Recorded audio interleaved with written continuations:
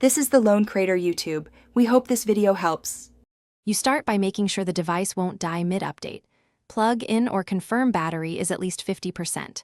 Once powered, connect to a stable Wi-Fi network so the download won't stall or consume mobile data. Next, make a quick backup of your photos, contacts, and important app data to the cloud or to a computer. This preserves files if something goes wrong.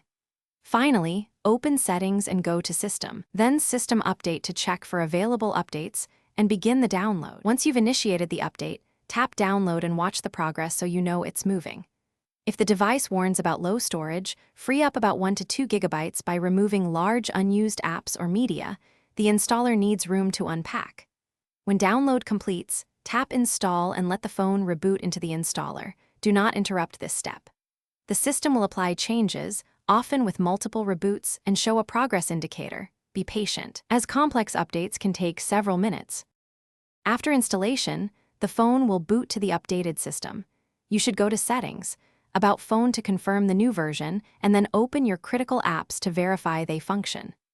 If performance feels sluggish, clear the system cache or restart the device to allow background optimizations to finish. If the update fails or the device gets stuck, reboot into safe mode or free more storage and attempt the update again. These steps often resolve conflicts caused by third-party apps or insufficient space. Thanks for watching. Consider subscribing if we helped you.